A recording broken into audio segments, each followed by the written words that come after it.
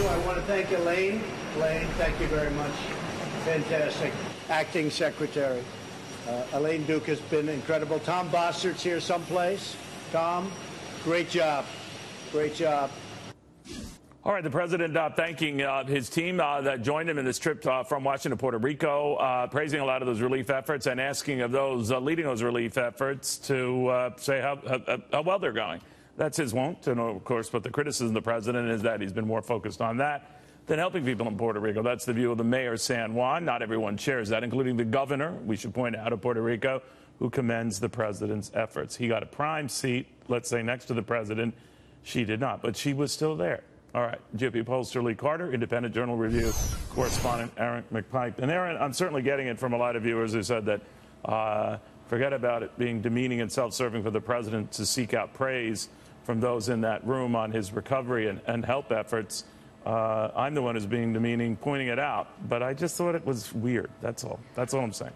You know, Neil, whether the relief efforts are going well or not going so well, what you don't do is declare victory in a crisis. Any public relations professional will tell you that, whether it's going well or not, because there are still people suffering. You wait until after. And I think the best example of that is President Bush saying mission accomplished in Iraq, and he got absolutely demolished for that for years afterward. And I think that was a big lesson that you have to be careful about what you say. And he doesn't show empathy when what he is doing is going around the table praising everyone and having everyone praise him. You've got to really feel for the people on the ground. Even asking for some of those aides to give back. And believe me, I understand, because the media really doesn't, and Leo raises with you, give him a fair shot at anything. And very reluctant to commend how he handled Florida and Texas and all of that. A little slow to acknowledge that maybe it isn't nearly as horrendous as it's been stated in Puerto Rico as far as the U.S. commitment, that there were legitimate and continue to be legitimate odds in getting help there. Having said that, though, it all falls under the president's watch. It all falls on the president's responsibility, fairly or not. So I thought him seeking out compliments in a venue where just yards away, a lot of folks are suffering without power, without a lot of things. It just didn't look right to me. That's just me.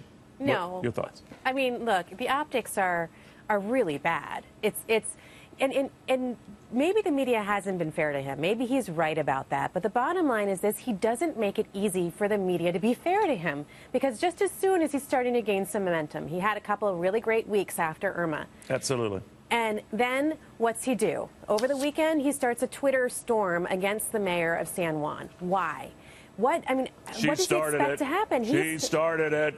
Well, you don't take the bait. You're the president of the United States. Right. And the bottom line is now people are going to be more difficult. That literally was the administration's view on that it started with Mayor Cruz saying some nasty things about the slow rescue and recovery effort on the part of the United States. So they felt emboldened to tweet back, as he did, some of the things that he said.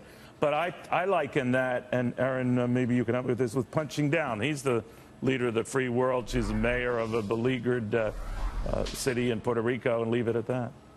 That's right. And I think such poor leadership is a really bad way to go after that. I mean, you know, you might not agree with her tactics, but what she was doing there was trying to draw attention to Puerto Rico and try to get more help. Maybe you don't like the method, but it is a form of leadership to try to help your people by getting more attention around the world. Well, I'm not hearing that from viewers. One viewer, this really hurt. Lee, I'll raise it with you. Neil, you are the one who's a self-absorbed fat fool. I am not fat. That's the last time I'm going to do this.